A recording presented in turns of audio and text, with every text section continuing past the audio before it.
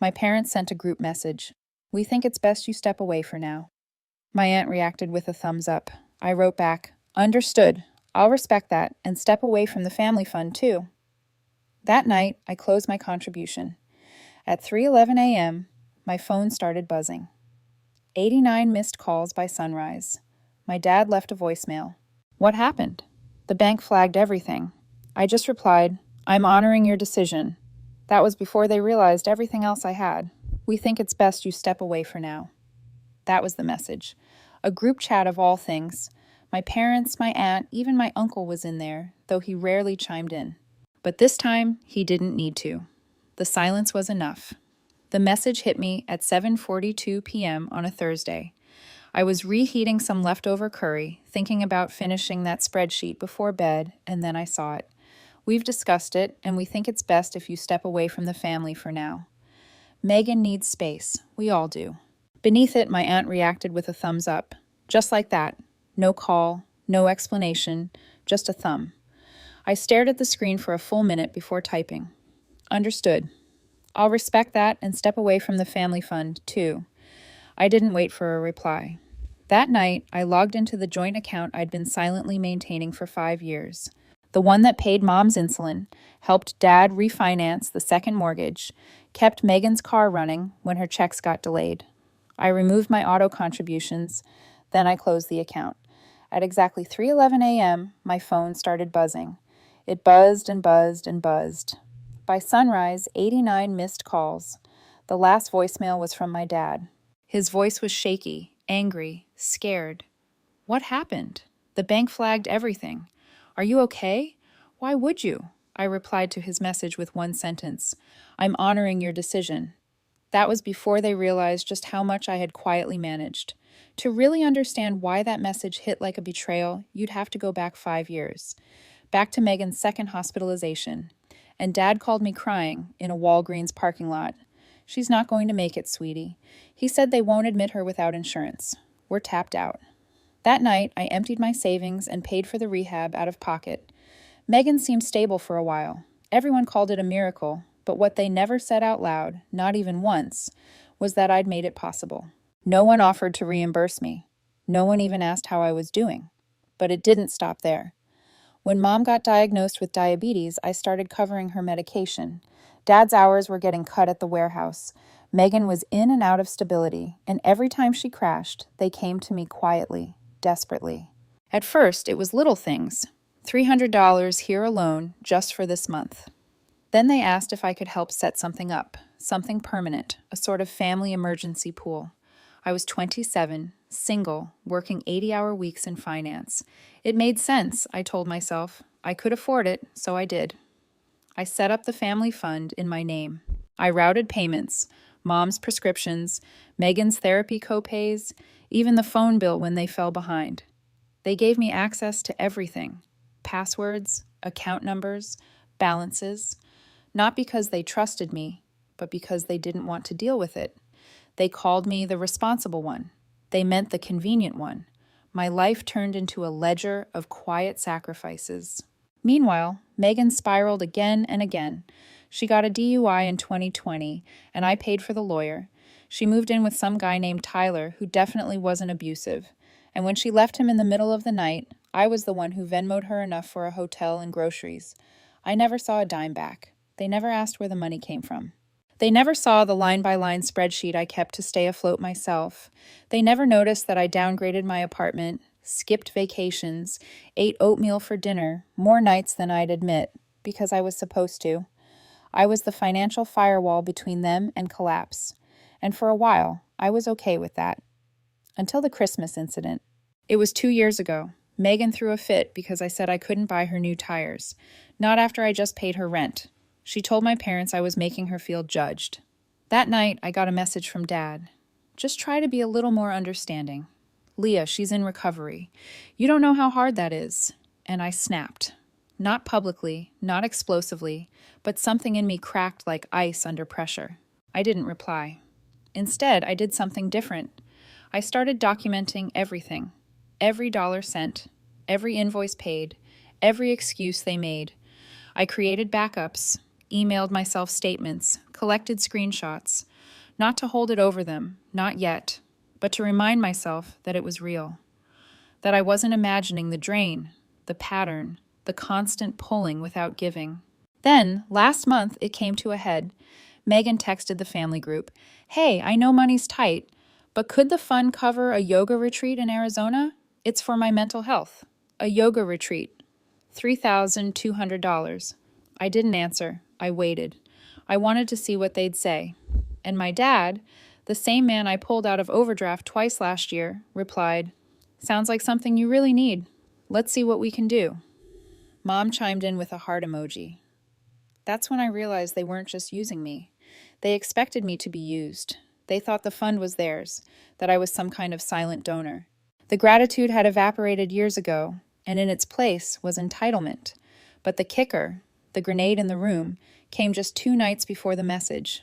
We were on a family call, a monthly check-in that usually turned into a therapy session for Megan with me as the invisible ATM in the background.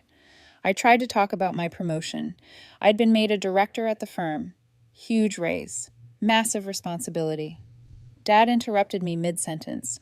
"Sorry, can we circle back to Megan's housing? She's not feeling safe in her current unit." They wanted to move her into a better area. With my help, obviously. I didn't agree. I didn't fight. I just said calmly, "Maybe it's time someone else stepped up." Silence. Cold, stony, offended. And then came that message 2 days later. "We think it's best if you step away for now." The thumbs up from Aunt Carol felt like a knife. They thought they were cutting me off. They didn't realize they were severing the cord to the only thing keeping their financial lives stitched together. I had been the quiet current beneath their lives. The moment I stopped, their lights went out. It took exactly 36 hours for the fallout to begin. First came the overdraft notices, then Mom's pharmacy called me, then Megan, the one who wanted space, left a voicemail that started in a whisper and ended in screaming. "Why would you do this? You knew I needed that payment." By Sunday morning, the texts were relentless. Dad sent a barrage of voice notes like a man unraveling in real time. They exiled me from the family chat as if I didn't belong. The mortgage bounced. "I thought you handled the insurance." "The car is uninsured now." "What did you do to the utilities account?" "The bank locked our checking, said there were multiple red flags." "You need to fix this. As if I had broken something. As if I hadn't just stepped back like they asked. The real problem wasn't that I stopped helping. It was that they never realized how much I was holding everything together. And then came the family Zoom call. My cousin Emily set it up, pretending it was just to talk. But the second I joined, I saw their faces lined up in neat little rectangles like a jury. Mom's lips were pressed so tight they looked bloodless. Dad was pacing. Megan had tears streaming down her cheeks. It looked rehearsed. Aunt Carol sat smugly in a scarf and pearls like we were in family court. "Why did you do this to us?" Megan started, voice quivering. "You just abandoned us." "After everything I've done," I said. "You mean after I paid your rent, funded your rehab, and got mocked for saying no to your yoga retreat?" "That's not fair," she began. "Fair?" I snapped. "You want fair? How about this? For 5 years, I've covered your financial trail like a forensic janitor. I've cleaned up your messes, paid your overdrafts, bailed you out while you posted inspirational quotes about healing and alignment. And the moment I hesitate, you exile me from the family chat like I was disposable." Mom finally spoke. "It wasn't exile. We were giving you space too." "No, you weren't," I cut in. "You were siding with Megan again, like you always do. You just found a polite way to tell me to disappear. So, I did." Dad folded his arms. "You didn't have to cancel the fund." "I didn't cancel it," I said. "I closed it. In my name. Funded with my money. Managed by me. That family fund was never a trust. It was a leash." His face turned red. "We trusted you." "No," I said, "you used me." Then I opened the folder beside me and clicked Share Screen. A spreadsheet appeared. Rows and rows of payments, dates, amounts, every dollar tracked. Rent, medical, utilities, repairs, Megan's retreat that I almost paid, the overdrafts I fixed, the emergency dental for Aunt Carol, even the Uber receipts from the time I paid for Mom to get to the hospital at 2 a.m. during a panic attack. "Wow," whispered Emily. "Who even keeps all this?" Carol sneered. "Someone who knew one day you'd gaslight her into thinking she made it all up?" I said nothing, just stared at the screen. Then I clicked to the final tab. It showed a running total. It's 87 known trades. Dead silence. Dad stepped back from the camera like he'd been slapped. "You've been keeping tabs on us," Mom said, horrified. "No," I said. "I've been surviving you." Megan lunged at the screen like a child having a tantrum. "You're just bitter. You've always been bitter because no one gives you a gold star for being the good daughter. You want applause for acting like an adult." "No," I said calmly. "I just want boundaries, and I'm done being your financial safety net." "That's rich," Carol muttered. "You think money is the only thing that matters." "No," I said, "but it was the only thing you ever came to me for." Then I closed the spreadsheet, stared into the camera, and delivered the final blow. "I've already contacted the bank. All joint authorizations removed. My name is no longer on anything related to your accounts. The credit cards? Closed. The shared utility auto pays? Canceled. The insurance premiums? You'll need to re-enroll yourselves." "You wanted me to step away. This is what that looks like." Mom gasped. Dad's face turned pale. Megan looked like she'd been shot. Emily leaned back in awe. But I wasn't done. "I also spoke to a lawyer," I added. "You'll be receiving documents in the next few days. I'm dissolving any legal ties between me and the family trust that was never formalized, just in case someone tries to dip into my credit or open anything in my name again." "You're overreacting," Megan shrieked. "You're cutting us off." "I'm protecting myself," I said. "From now on, I'm not your plan B, not your fallback, not your free ride." Dad looked broken but said nothing. Mom was quietly sobbing now. Megan stood up and walked off screen, slamming something in the background. Carol reached forward and ended the call without a word. And I sat back, heart pounding, hands trembling. But for the first time in a decade, I wasn't afraid of the fallout, because I had nothing left to lose, except the weight I'd been carrying for too long. The silence after that call was almost eerie. For the first time in years, my phone didn't buzz with a, "Hey, quick favor," or, "Can you just cover this one thing?" There were no guilt-laced voicemails, no crying emojis, no passive-aggressive posts from Megan about family who turns their back. Nothing. It was like I'd vanished. At first, I thought maybe they finally got it. Maybe they were learning to stand on their own. But I should have known better. Exactly 10 days later, I got an email from an address I didn't recognize. A burner, clearly, with a single sentence, "You've ruined everything." Attached were screenshots of bills, Megan's eviction notice, a final warning from the power company, a denied credit card application with my name listed as the former cosigner. They were unraveling, quickly, chaotically. And the thing about people who are used to leaning on you, they don't fall gracefully, they crash, and they blame you for the landing. That same week, Mom showed up at my office. I was in a meeting. My assistant came in, wide-eyed. "There's a woman here, says she's your mother, won't leave." I stepped into the lobby and there she was, pale, shaking, holding an envelope full of papers. "I didn't know where else to go," she said, voice brittle. "Your dad's sleeping on the couch. Megan hasn't left her room in 3 days. The landlord says he's changing the locks next week." I didn't say a word, so she played her last card. "I raised you," she said, suddenly fierce. "I gave you life, and this is how you repay us?" That's when I laughed. Not loud, not cruel, just hollow, like air escaping a cracked pipe. "You gave me life," I said, "and then you spent 30 years trying to convince me I owed you for it." She flinched. I stepped forward. "I didn't come to you at 22 and say, 'Please, let me be responsible for your dysfunction. Let me carry your debt. Let me save my sister over and over again while you nod and enable her. Let me sacrifice my mental health, my relationships, my life, just so you can avoid looking in the mirror." She said nothing, so I kept going. "You want help? Call a social worker. Call a credit counselor. Call the same system you said people like us were too proud to rely on. I'm not your bailout anymore." Then I walked back to my office. I didn't even check to see if she followed me. But that wasn't the end. A week later, I got a letter, not an email, an actual letter from the bank. The envelope was thick, the kind of thick that means trouble. Inside, a flagged investigation summary. Apparently, someone had tried to open a business loan using my name, my SSN, and the tax ID number linked to the family fund. Only reason it didn't go through? I'd closed the account days earlier, and it triggered a fraud alert. The loan? $80,000. The business name? Megan Grace Recovery Services, LLC. I froze. That was not a real company. There was no LLC, no tax record, no license. But the paperwork was submitted, complete with a forged signature that matched mine. I called the bank.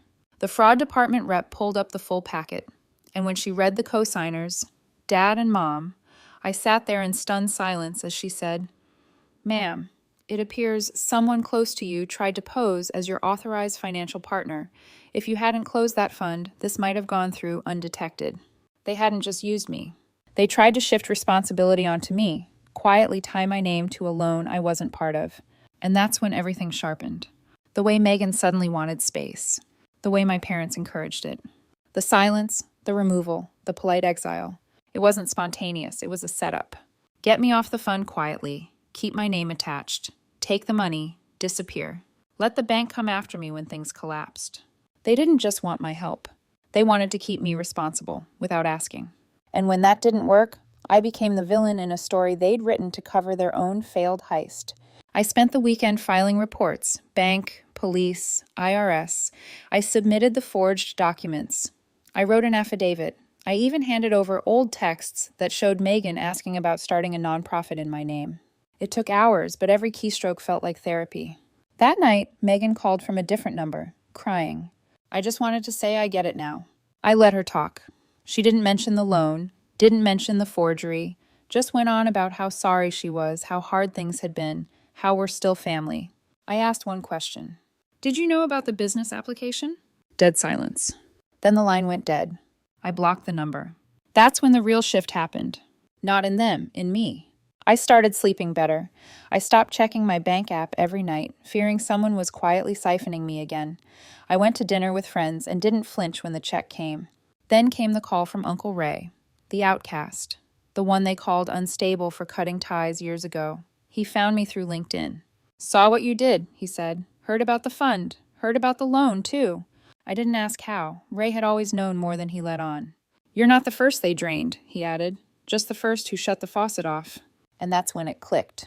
This wasn't just about me. This was generational. A long line of people who got groomed into servitude, into silence, into being the savior while everyone else drowned themselves in denial.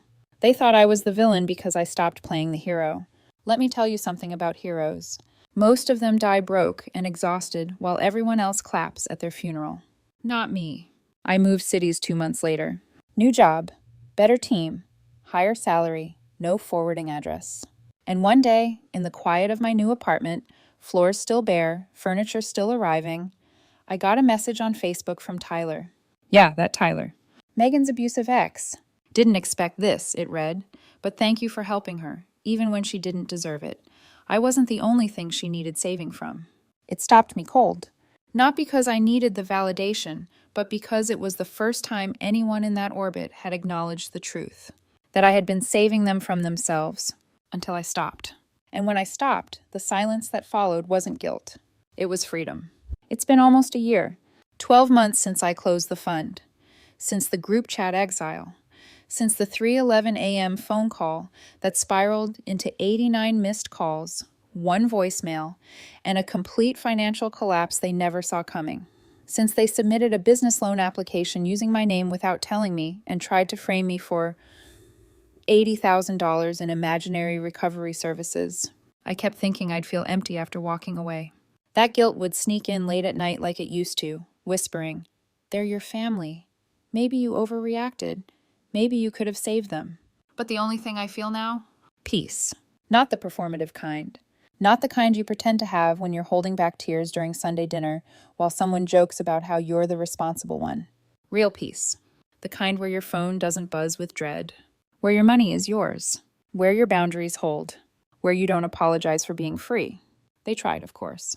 Mom emailed on Christmas Eve. Said the tree looked emptier this year. Attached a photo of her and Dad in the living room, smiling without their teeth. A performance for the lens. Megan emailed on her birthday in March. A 5-paragraph essay about how she was reclaiming her power, ending with a casual line about needing help covering her first and last month's rent. I didn't reply to either. I still check my credit score monthly. It's fine. There were no surprise accounts, no mystery charges. The alerts I set up after the forgery never triggered. Because now I own my life. And I protect it, the same way I once protected theirs. But here's the part I didn't expect. Other people started coming forward. Cousins I hadn't seen in years, coworkers I'd barely spoken to, even a stranger on Reddit who read a comment I left in a finance thread and messaged, "Your story. I think it happened to me too." Turns out there are a lot of us. The strong ones. The reliable ones. The ones who pay the rent, fix the chaos, hide the panic, and carry the weight, while being told we're too cold. When we finally ask for something back, the family vaults with no locks. Until one day we learn to slam the door. Let me be clear, walking away from my family was the hardest thing I've ever done. Harder than watching Megan relapse. Harder than deleting Dad from my emergency contacts. Harder than choosing silence while they called me selfish, bitter, cruel. But it was also the most necessary thing I've ever done. And the final straw, the one that made me sure I did the right thing, came just a few weeks ago. I was walking home from a late client meeting. Same street I've walked dozens of times. And there, sitting outside the corner bakery, was Aunt Carol. Scarf pearls, that same smug posture. She saw me, waved like we were old friends. I nearly kept walking, but I stopped. She looked me up and down. "You look well," she said. "I am." There was a beat. Then, with zero irony, she asked, "Would you ever consider setting something up again, for emergencies?" I laughed, long and low, and from somewhere deep in my gut. Then I said calmly, "I did. It's called my future." And I walked away. I don't know if they'll ever really understand what they lost, or why I had to go. Maybe they'll rewrite the story, say I was greedy, unstable, ungrateful. Maybe Megan will write a blog post about toxic siblings and turn it into a podcast. I don't care. Because the truth is simple. I'm not the villain in their story. I'm the one who finally escaped it. And in doing so, I gave myself the one thing they never could: freedom without conditions.